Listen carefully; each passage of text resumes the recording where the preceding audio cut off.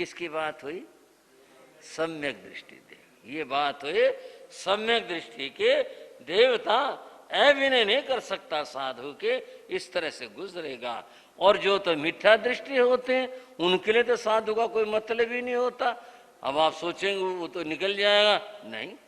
भगवान ने कहा मिथ्या दृष्टि दे साधु के तप संयम के तेज को सहन नहीं कर सकता।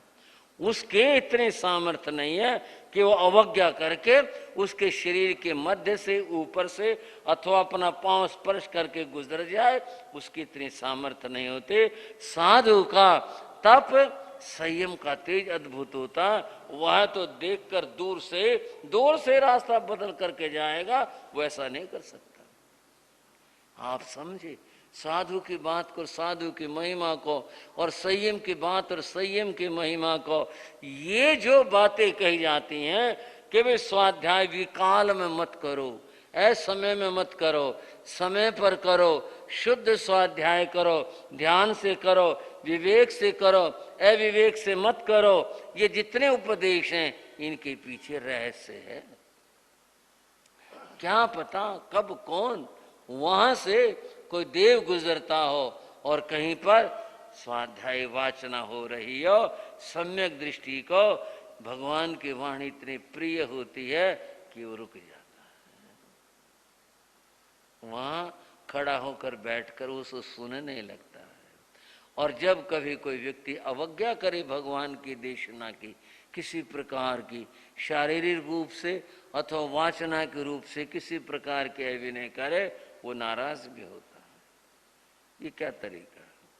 वैसे समझने समझाने के लिए पढ़ रहे हैं शास्त्र, कर रहे, टांगे पसार रही, नू लग गए, ऐसे हो गए, अवज्ञा है ना ये शरीर से।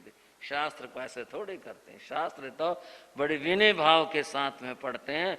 और फिर स्वाध्याय करनी है, बड़े ध्यान के साथ में करो, अशुद्ध न बोला जाए। अशुद्ध बोलने से बंध व अर्थ का अनर्थ हो जाता है, शब्द का अर्थ बदल जाता है।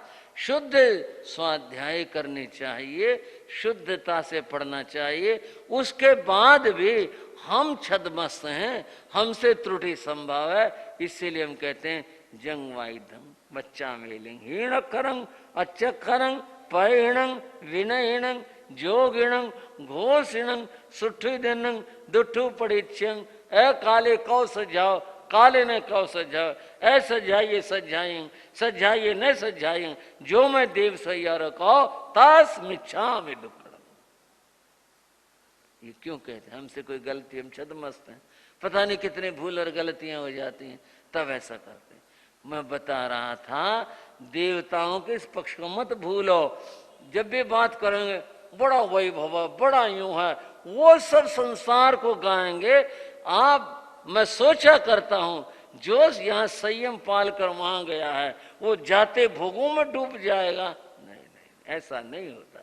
वहां उपलब्ध है, सारी चीजें उपलब्ध हैं। संयमी वहां भी संयम की बात करते हैं। संयम ले नहीं सकते, पचखान नहीं आता, ये उनकी मजबूरी है, गति इसमें कारण है। लेकिन भावना तो नहीं बदलती है, भावना रहती है। इसलिए दर्शनों को भी जाते हैं, मुनि दर्शनों को भी आते हैं, स्वाध्याय भी सुनते हैं, स्वाध्याय करते भी हैं और विनय करते हैं, भक्ति करते हैं और संयमियों के परोक्ष रूप में सेवा का भाव भी रखते हैं। ये देवों का एक पक्ष। बात देवों की चली। एक बात देवों की चर्चा में, एक बात पूज्य गुरुदेव श्री मायाराम जी महाराज का चातुर्मास उदयपुर में था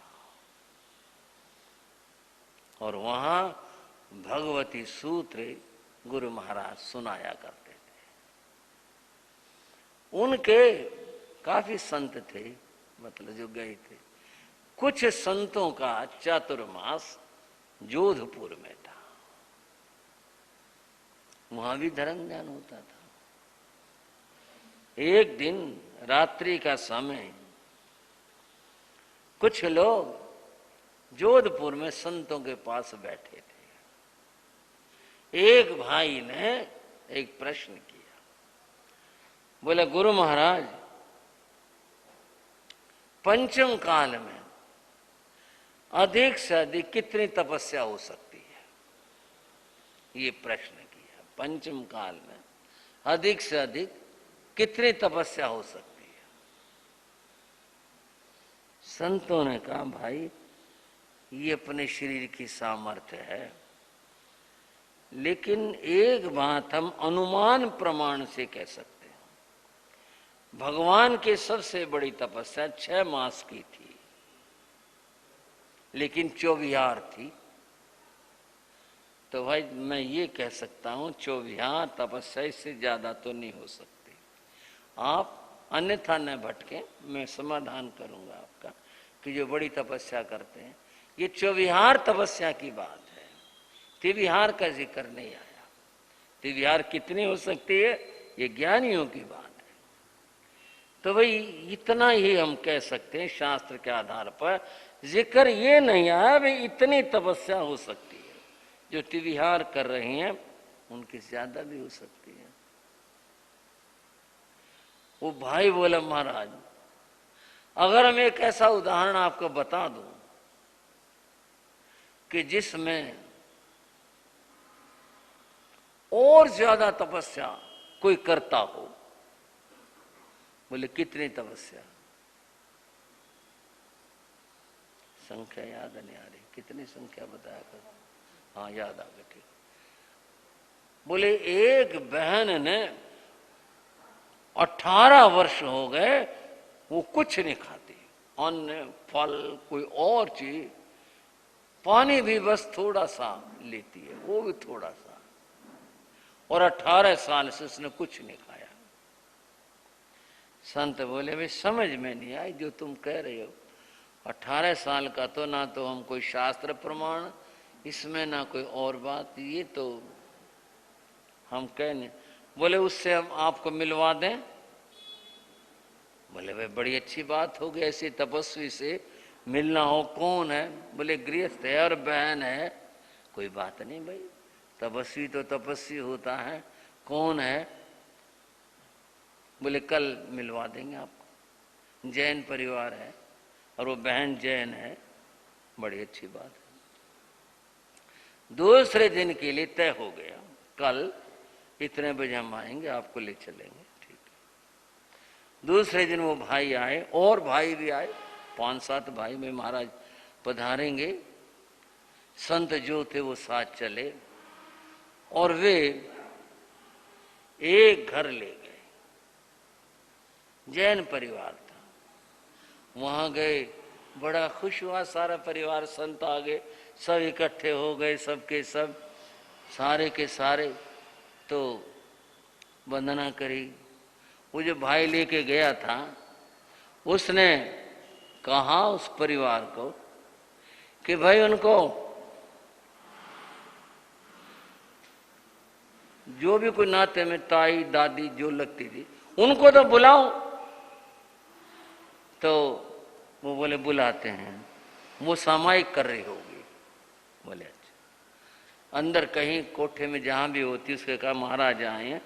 तो बहुत बिल्कुल सूखी देह, हड्डियों का ढांचा मात्र, और वो बड़े उससे धीरे धीरे करके बाहर आई, बैठी, बड़े भक्ति के साथ में वंदना की। और उन्होंने बताया जी ये हैं वो, 18 साल से इन्होंने कुछ खाया पिया नहीं, इन्होंने जल लेती हैं बहुत थोड़ा सा, बाकी आप पूछ लो। संतों ने कहा बहन ये भाई आपके बारे में ऐसा बता रहे हैं कि 18 साल से आपने कुछ नहीं खाया। बोले हाँ महाराज। अच्छा,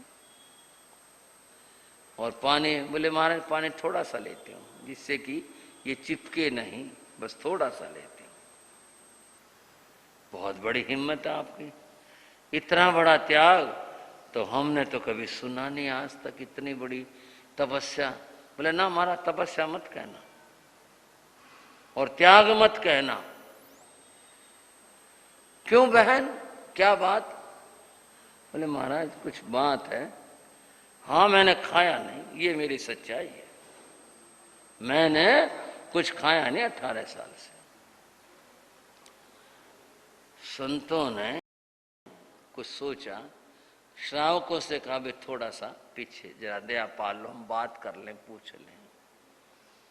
उन्होंने पूछा, बहन देखो तुम्हारी कोई बात हो तो हम संतों को कोई मतलब नहीं, कोई बात हो, बात से सीधी मतलब भाई रोटी नहीं खाती, कुछ और नहीं, कोई और ऐसी कोई दवाई हो, कोई चीज हो, कुछ तरह का कोई मामला हो, बोले अगर कोई बात है, रहस्य है, तो देखो हमें कोई मतलब नहीं, तुम जो जिस भाव से कर रहे तुम जानो। हम तो ये पूछना चाहते हैं इतनी बड़ी तपस्या, क्या ये संभव नहीं महाराज, तपस्या नहीं करना।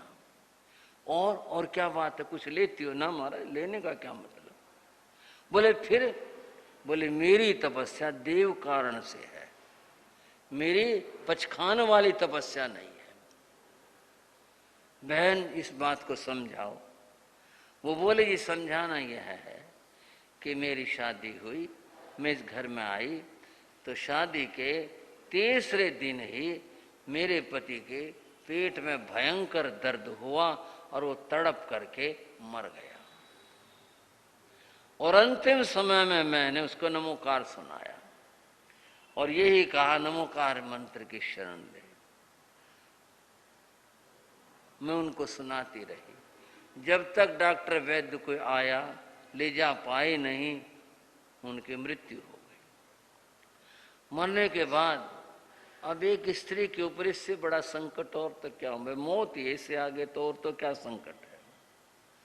बोले मेरे को बहुत दुख हुआ, वो तो सब कुछ हुआ, फिर मैंने ये फैसला किया कि जीना व्यर्थ है, इससे अच्छा मर जाना चाहिए। इतनी लंबी जिंदगी कैसे बीतेगी। फिर उस जमाने के अंदर कुछ अनादर भी बहुत होता था इस ऐसी स्थितियों के अंदर।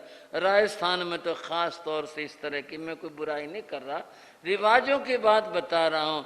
बस वो शुभ कामों में नहीं बुलाना, ऐसा नहीं करना, यूं नहीं, ऐसे ऐसे विधि निषेध बड़े थे किसी जमाने के अंदर, तो भाई उनको ऐसा नहीं करना। मैंने सोचा तो मर जा। मैंने एक दिन फांसी का फंदा बना लिया लटक जाने के लिए। जब मैंने ऐसा किया घर वालों से बच करके, मेरी पहरेदारी भी बहुत थी, लेकिन जब मैंने ऐसा किया और मैं फांसी खाने के लिए तैयार हुई, बंधु कड़वी सी बात है, कभी किसी चीज की नकल की बात न बताना, न कभी इस प्रकार की बात सोचना। बोले उस समय मेरा पति प्रकट हुआ, वो मरकर देव बना। उसने कहा तू ये काम क्यों कर रही है, क्यों अपना जन्म बिगाड़ रही है, तूने मेरा जन्म सुधार दिया, अपना सुधार ले। मैं एक बार तो डर गई, फिर मैंने कहा अब मैं क्या करूं यहां जी करके। वो बोला तू धर्म ध्यान कर, बस यही तेरे लिए है, और तेरे को कोई दिक्कत हो, कभी कष्ट हो, मुझे याद कर लेना। उसने कोई शब्द बताया, बोले ये शब्द बोलना, मैं आ जाऊंगा और तेरे हर तरह की मदद करूंगा, बाकी परिवार है तेरा सब साथ देंगे, तो ये पाप मत कर। बोले जी। इसके बाद वो अंतर ध्यान हो गया। मैंने सोच लिया मरना नहीं है, देवगति है, देवता है और सब कुछ है, धर्म का फल भी है। मैंने उसको नमोकार मंत्र सुनाया था, उसका ये फल हुआ। मैंने तब बुरा ख्याल छोड़ दिया मरने का और धर्म ध्यान करने लगी। पर मन में दुख तो था, मैं उस बीज मंत्र से उसको याद कर लेती और वो आ जाता। महाराज आप जानते हो देवता का शरीर वैक्रिय शरीर होता है, वो मुंह से खाना नहीं खाते। उसके प्रताप से, प्रभाव से मुझे भूख लगनी बंद हो गई, मुझे भूख नहीं लगती, मैं खाना चाहूं तो मैं खा नहीं सकती, बोले उसके प्रभाव से। और ठीक है मैं कमजोर तो हो गई, लेकिन अपना काम कर सकती हूं मैं। रही बात पचखान की, देवता को पचखान नहीं आता, मैं पचखान नहीं कर सकती, धर्म ध्यान करती हूं अपन। मैं व्रत पचखान करना चाहूं वो नहीं हो, मेरा विचार ही नहीं बनेगा। महाराज ये कारण है, तो मेरी ये तपस्या नहीं है, देव कारण है और मैं अपना धर्म ध्यान करती हूं। संतों ने कहा बहन जो भी आपने बताया हम इससे इनकार क्यों करें? तुमने जो अपने जीवन की बात बताई, पर हमें विश्वास कैसे हो कि देव आता है? हमें विश्वास कैसे हो? विश्वास के नाम पर बोलो आपको कोई बात पूछनी हो तो मैं भी बता देती हूँ। आपको अपने जीवन की बात पूछनी है तो वो बता दूंगी, जो आपके मन की बात होगी, आपके जीवन की बात होगी। लेकिन ये कल्पता नहीं, जीवन में झांकना। जानकार थी, कोई और बात आपके मन के प्रश्न हो वो पूछ लो। बोले अच्छा हम पूछें? बोले रुको। थोड़ी देर उसने आंखें मूंदी, उसके बाद हाँ महाराज, उसे पहले वंदना करी, फिर हाँ महाराज अब मैं उपस्थित हूं, बोलो। संतों ने और कोई बात नहीं पूछी, एक बात पूछी, हमारे गुरु का नाम क्या है? गुरुदेव श्री माया राम जी महाराज। बोले ठीक, दुनिया जानती है, तो हमने जान के पूछा था। उनका चतुर्मास कहाँ? बोले उदयपुर में है। ठीक है, ये भी दुनिया जानती है। ये बताओ आज के प्रवचन में गुरु महाराज ने क्या सुनाया?